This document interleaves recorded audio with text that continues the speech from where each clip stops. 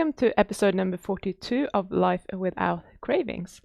Today I want to talk about what to do when you can't stop thinking about the food, or when you feel like you're getting really triggered when other people are eating your food or they want to share your food, because it makes us very unpleasant people and at the same time it's driving us crazy because we can't let go of thinking about that food and how we're missing out and how we had planned on eating all of that. And then someone interferes and we just don't want them to do it because then there's less for us. I certainly had a lot of that going on. Most of the time, this is coming from a scarcity mindset, which makes sense evolutionary, but it doesn't make a lot of sense in today's society because we're constantly surrounded by food. There is no food scarcity. No matter what you're eating, there is food around and it's easily accessible. Some of you might have grown up under conditions where food was scarce, it was genuinely scarce, and where maybe you just, whenever you had an opportunity to eat, you had to take it. And you would just fill up as much as possible. So binging and obsessing over food was just something that was actually beneficial for you. And it was something that actually made sense because who knew where the next meal was going to come from? This is not the case for everyone. Another reason for this scarcity mindset might be that you have been restricting your own food intake for years by going on different diets and by trying different things, and maybe even with intermittent fasting and then calorie restricting in between. So you have trained your brain to want to eat as much as possible when it's given the opportunity to do so, because that's what your body has been calling for in the past. When you have been restricting for longer periods of time, the body can sense when there isn't enough energy coming in and it will urge you to just eat and eat and eat when you have the opportunity. And now that is just a behavior that is with you all of the time, even if you're not restricting anymore. I wanted to bring this up, so just think about the term cheat day. That means that I am going to end my restriction and I'm going to go on a binge for one day and then I'm going to go back to restricting again. That is disordered eating. But when we're talking about the cheat day, it's something that is socially acceptable and that you are encouraged to do so that you can stay on that diet, so that it's sustainable, and maybe to ramp up your metabolism or whatever excuse we have for these binges, but it's something that we talk about in favorable terms. And this is how you are teaching yourself that this behavior is actually good for you. And if we take it one step further and we look at the black and white thinking here that I like to talk about, this is the perfect breeding ground for black and white thinking, because there is no moderation. It is either you restrict or you binge. There is nothing in between. So we're setting ourselves up for actually wanting to do this and thinking that is a good thing for us. And therefore, black and white thinking is justified. It means that it's the right way of thinking. Well, for your brain anyway. I disagree, but that's a different story.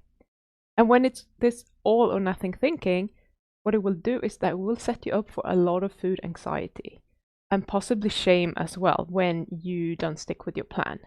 Because now there is no room for doing anything in between all or nothing. So cheat days don't only teach you to binge, they also teach you that when the binge is over, what's going to happen then is that all these foods that you just had, they're no longer allowed. And if there's one thing that our brain does not like, it's when someone is telling us that we are not allowed to eat certain things. Even if it's yourself telling yourself that you are not allowed to eat those things. It doesn't matter who's telling you that, your brain is not going to like it. And this will create a lot of resentment and resistance to actually doing it. It will create a lot of resentment and resistance to restricting.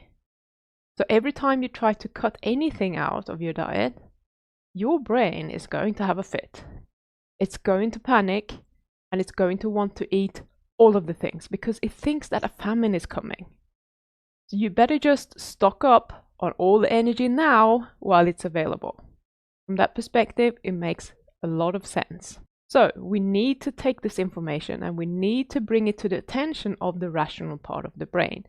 And when we do that, we need to use facts, or we need to work with the facts and not the emotions. So we want to look at what are the facts here. What is it that you know to be true?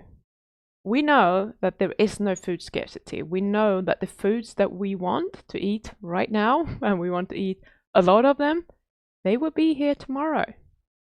We don't have to eat them now. They're not going to go anywhere. And another fact is, if they do go anywhere, if we put them in the bin and we pour soap on them, or if your partner is eating them, whatever happens to them, another fact is that you can just pop into the shop and pick up some more. It's very easy if you're an adult, you have your own money, you can go to the shop at any time and just get more of the food, in case you really want it. You are not missing out. And then something that you might want to think about, this is a really good excuse from your brain anyway. Sometimes we have people baking stuff or cooking stuff for us. And we might think, oh, but that is really, really nice. And they made it just for me, or it's something special and I can't get that in the shop. So of course I need to eat it. We usually think that is very special because of the thought behind it. And that we can't get it even if we go to the store because they made it. Then I want you to ask yourself this. Is that something, the thing that they have baked or cooked for you, that you would want so much that if it was available in the shop, would you buy that before any of your favorite foods? If it was in the shop, would that be your number one thing that you would buy? Would that be the priority? If your answer is no, then this is just another justification. This is just another excuse that your primitive part of the brain has come up with, and it's just a BS excuse. And there is an emotional connection there, and we're not going to discount that, but we can overcome that emotional connection. Essentially, the most important thing that you need to do when you feel as if you are stuck in thinking about food all the time is just bring yourself back to reality. Like, where are you at? What is the truth here? What is actually going on? Look at the facts. What is true and what is just brain bullshit? When your brain is repeating the same old scarcity message over and over again, tell it to calm down and look at what's true. And this might be easier said than done. So if you feel like you need a little bit of help with that, this is something that we work on a lot in my program. So if being in a group of like-minded and supportive people is something that you think would be helpful for you and you would like to join, then for the duration of May, I'm offering a free breakthrough session with me that you can use in your first month in the program.